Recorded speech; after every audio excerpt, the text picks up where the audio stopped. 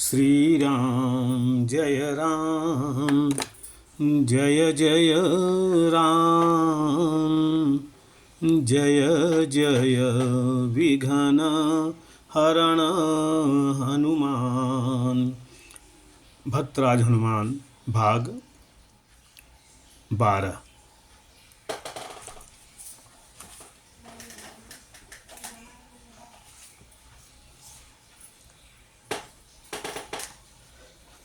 मेघनाद बड़ी प्रसन्नता से उन्हें राज्यसभा में ले गया। वहाँ जाते जाते वह बंधन उनके शरीर से छूटकर गिर चुका था।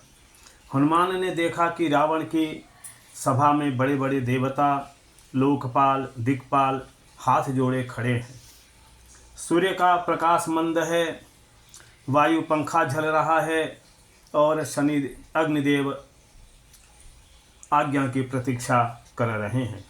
सब रावण के इशारे का इंतजार कर रहे हैं।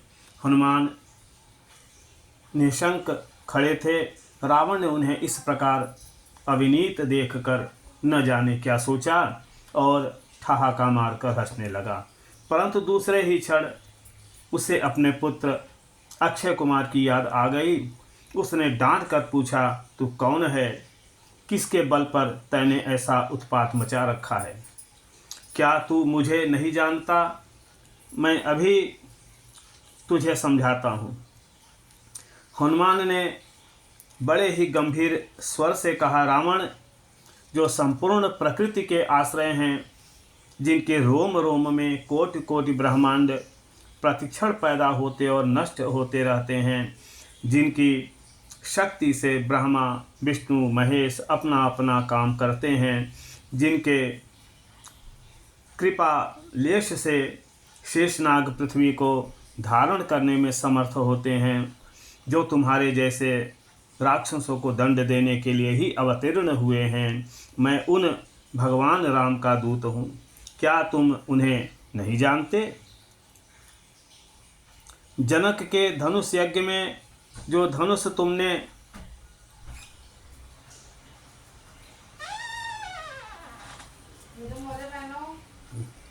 हो गया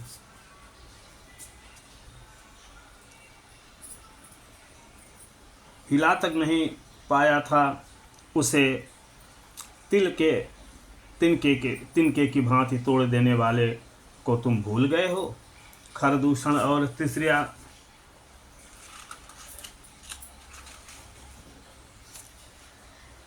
को 14,000 सेना के साथ अकेले मारने वाले को तुम नहीं जानते? तुम्हें अपनी कांख में दबा रखने वाले बाली को जिन्होंने एक ही बाण से मार डाला, उसको तुम नहीं जानते? रावण, तुम उन्हें भूल सकते हो, परंतु वे तुमको नहीं भूल सकते। जिनकी अनुपस्थिति में वेश बदलकर, धोखा देकर जिनकी धर्मपत्नी को तुम चुरा लाए हो, उन्हें भूल कर भी तुम बच नहीं सकते। मैं उन्हीं का दूत हूँ, मुझे अच्छी तरह पहचान लो। अब देर नहीं है, उनके बाणों से लंका वीरान हो जाएगी। इस तुम्हारे सभासदों का नाम निशान तक नहीं रहेगा। हनुमान की निर्भीक वाणी सुनकर राक्षस कांपने लगे। उनके मन में वह भय बैठ गया, जिसके कारण वे युद्ध में भी वीरता के साथ राम का सामना नहीं कर सके। देवता लोग मन ही मन प्रसन्न हो गए। रावण ने हनुमान की बातों की उपेक्षा कर दी। हनुमान ने पुनः कहा, भूख लगने पर फल खाकर मैंने कोई अपराध नहीं किया है। पेड़ पत्ता तोड़ना तो मेरा स्वभाव ही है। जिन दुष्टों ने मुझे मारा है, उनसे आत्मरक्षा करने के लिए मैंने भी प्रहार किया है। ज्यादती तो तुम्हारे पुत्रों की ही है, जिन्होंने मुझे बंदी बनाने की चेष्टा की है, परंतु मैं उन्हें क्षमा करता हूँ। तुम मेरी एक बात सुनो, बस एक बात मान लो। मैं विनय से कहता हूँ, प्रेम से कहता हूँ और सच्चे हृदय से तुम्हारे हित की कहता हूँ भाई रावण। जो काल सारी दुनिया को निगल जाता है वह उनसे भयभीत रहता है, वह उनके अधीन रहता है, उनसे वैर करके तुम बच नहीं सकते। तुम जानकी को ले चलो, परम कृपालु भगवान तुम्हें क्षमा कर देंगे। वे शरणागत के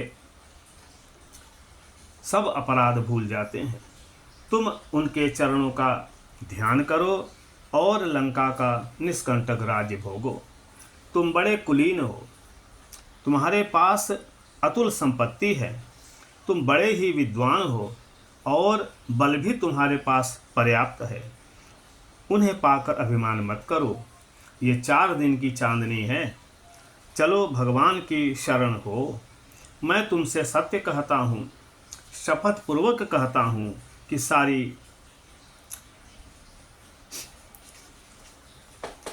राम से विमुख होने पर तुम्हारी कोई रक्षा नहीं कर सकता। इसीलिए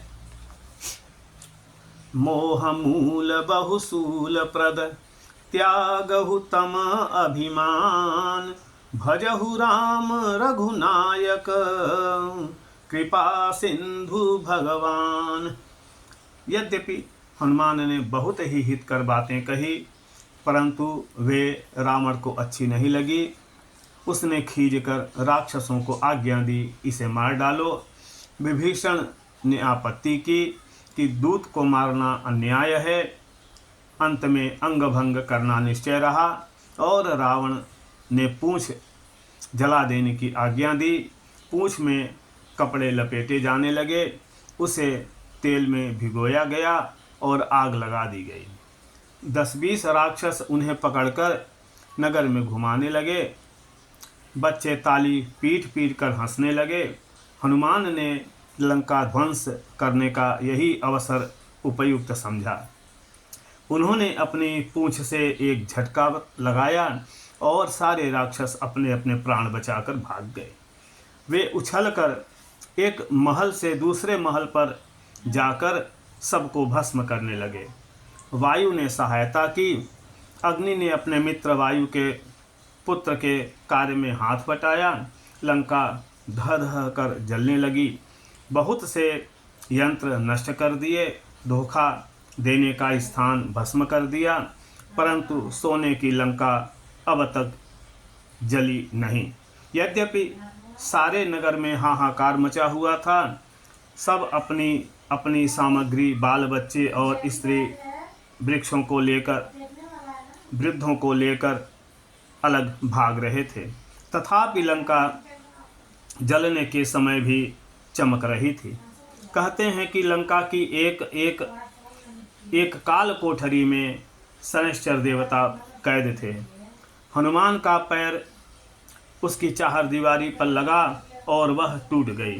शनैश्चर ने हनुमान से पूछकर सारी बात जान ली और एक कनखी से लंका की ओर देखा। एक विभीषण का घर छोड़कर सारी लंका जलकर राख की ढेरी हो गई।